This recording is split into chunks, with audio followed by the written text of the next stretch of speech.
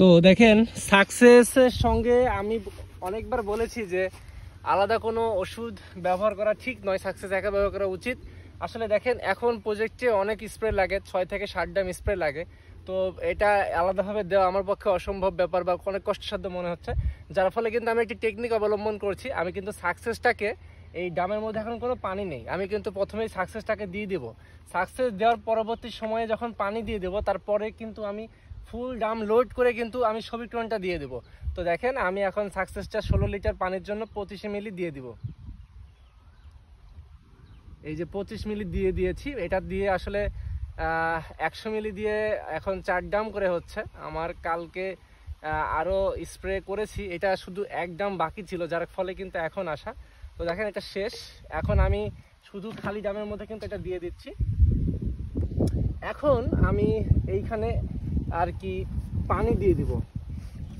তো আপনারা চাইলে কিন্তু সাকসেস ব্যবহার করতে পারবেন এই প্রসেসের মাধ্যমে, তাহলে কিন্তু আপনাদের প্রজেক্টে যে ওষুধের গুণগত মান এটা কিন্তু ঠিক থাকবে। আমি কিন্তু সবসময় বলেছি সাকসেস আলাদা দিলে কিন্তু টিপসের জন্য ভালো রেজাল্ট পাওয়া যায়। তো দেখেন আমি কিন্তু এখানে পানি দিয়ে দিয়েছি, এখন কিন্তু আরও একটি পানি আছে সেটা কিন্তু দিয়ে দিব। এর কথা হচ্ছে যে জৈবটাকে কিন্তু আমি আগে মিশাই নিলাম, এটা কিন্তু ফুললি 10 লিটার পানি আমার দেওয়া হয়ে গেছে। এখন আমি এইখানে আমার যে সবিক্রণটা রয়েছে এই সবিক্রণটা কিন্তু আমি এখন এইখানে দিয়ে দিব।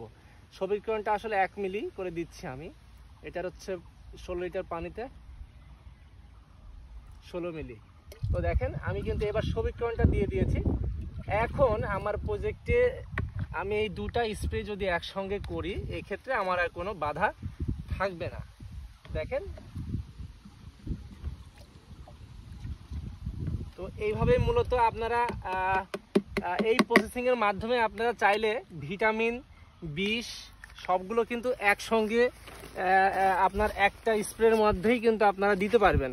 তো দেখেন এখন আমার শেষ পানিটুকু আমি দিয়ে এই ড্রামটাকে 16 লিটার পানিতে পূর্ণ করে দিচ্ছি।